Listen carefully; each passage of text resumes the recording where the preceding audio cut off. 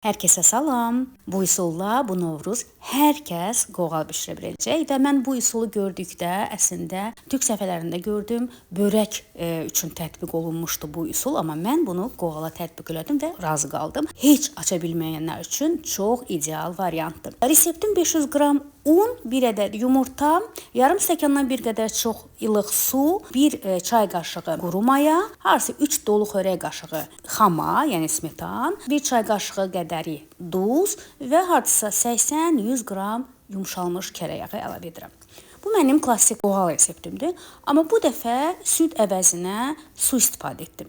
Çünki suallar çox gəlirdi. Su istifadə edə bilərikmi? Bunu yoxlamaq üçün etdim. Belə deyim, südlə də gözəl olur. Amma su ilə də, yəni belə deyim, kimə necə uyğundur, o cür də edə bilər. Yəni su ilə də alınır. Yoğururam yaxşı-yaxşı, suyunu qaçırtmamaq üçün sonlarda az-az əlavə edirəm.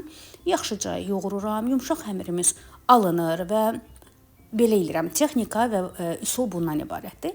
Dərhal hissələrə bölürəm mən, kündələrə bölürəm. Yəni onu mayalanmaya qoymamış, kündə halında hazırlayıram. Bir 5 dəqiqə, 10 dəqiqə dincəlir. Sonra hardasa bir 100 qram kərə yağı və 100 ml duru yağı qarışdırıram. Gördüyünüz kimi tək kərə yağı ilə də etmək olar. Mən fikirləşdim bu dəfə bir balaca duru yağı da əlavə edim. Yəni izləyicilərin verdiyi sualların hamısını burada cəm eləmişəm və sizinlə bölüşürəm. Yenə də pis alınmır. Və kündələri. Hissə isə balaca bir formada, yəni bu boyda ən azından açmaq mənə elə gəlir ki, çətin olmaz. Bundan sonra yəni qoğalın daha böyük, incə yuxalar açmağı hər kəs bacarmır. Ona görə də düşündüm ki, bu variant əlverişli olacaq. Hissə isə bir balaca açdım və siniyə yağ vurdum. Kündələri yığdım üst-üstə, hər dəfə arasına yenə də həmin o əritdiyim kərə yağı ilə duru yağı qarışımından vururam və davamlı. Burada hardasa məndə 8 kündə alındı. 8 kündə çıxır, 10-12 ədəd də qoğal çıxır. Eyni qaydada davam edirəm. Onu da qeyd edim ki, bunu həm şor, həm də şirin içliklə də etmək mümkündür. Gözəl alınır. Üsul bundan ibarətdir ki, biz xəmir şəkildə mayalanmağa qoymuruq burada. 5-10 dəqiqə kündədə mayalanır. Qalanını isə bu cür açıb, yuxaları az bir ölçüdə açıb, üst-üstə yağlayıb yığırıq və burada mayalama prosesi bax burada gedir. Burada gedir ki, sonra da biz onu rahat bir şəkildə aça bilək. Qoğalda ümumiyyətlə 2-3 etapda mayalanma onun daha gözəl şişməyinə, daha gözəl bir şəkildə alınmağına demək dəlalət edir. Ona görə də etapları ardıcıl bir şəkildə icra edirik və artıq gördüyünüz kimi hazırdır. Ən sonuncunda üzərinə yağ əlavə edirik və üzərini streçlə örtürük, qoyuruq mayalanmağa. Keçirik içliyi hazırlamağa. 2 stəkan un götürürük. Onun üzərinə hardasa 1 desert qaşığı duz, qara istiot, raziana, cirə, sarı kök əlavə edirik. Bunlar zövqə görədir. Əsasən mən bu qədərə hardasa 1 desert qaşığı əlavə etdim. Yenə siz özünüz tənzimləyə bilərsiniz. Bir qədər qovururam bir yekdə və 100 qram yumşalmış kərə yağını da əlavə edirəm və birlikdə qarışdırıram. Sonra əlimlə davam edirəm. Umaçalına salıram, içlik və bir balaca unun qoxusu çıxanda kifayət edir. Tamamilə bir-birinə qarışdırıram. Hər tərəfinə iynə paylansın. Həm ədviyyatlar, həm sarı kök, rəngi də gözəl olsun, dadı da gözəl olsun. Bizdə içlik çox sevilir, xüsusilə də şor halda. Ona görə də bir balaca mən burada ədviyyatlardan çox istifadə etmişəm. Və içliyimiz də hazır oldu. İndi isə keçək biz dincəlmiş yuxalarımızı açmağa. Hardasa yetəri qədər 1 saat, saat yarım, hətta 2 saat da dincəldə bilərsiniz. Çox gözəl bir şəkildə mayalansın. Sonra birlikdə üst-üstə yığdığımız həmin o yuxaları birlikdə gözəl bir şəkildə açırıq. Doğrudan da çox rahat, çox yüngül və əziyyət çəkmədən açmaq mümkündür. Düz bucaqlı şəklində açdım və hissələrə lent şəklində böldüm. Sonra ruletlər şəklində onları bükdüm və yığdım siniyə.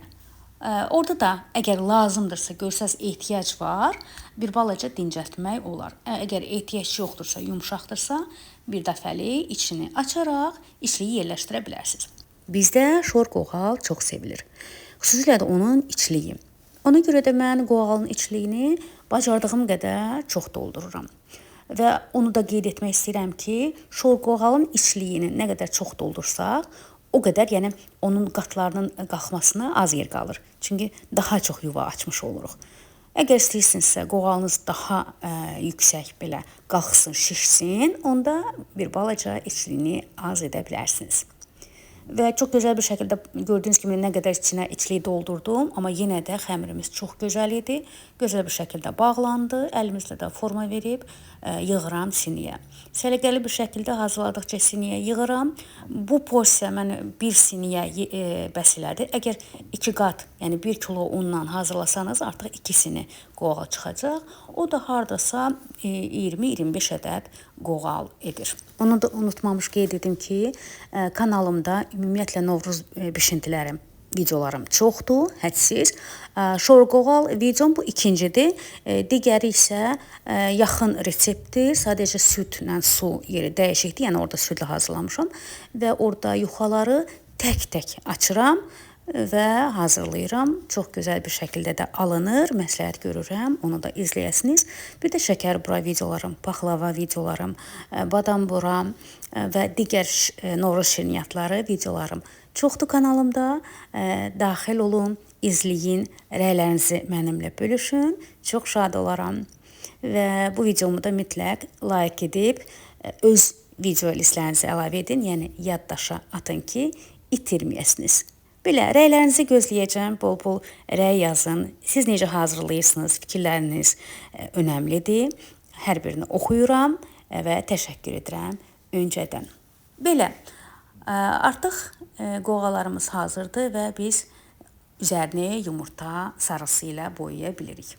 Burada 2 ədəd yumurta istifadə etdim. Biri bütöv ağlı sarılı, biri də tək sarı istifadə etdim. Yaxşıca çaldım və qoğaların üzərini boyayıram.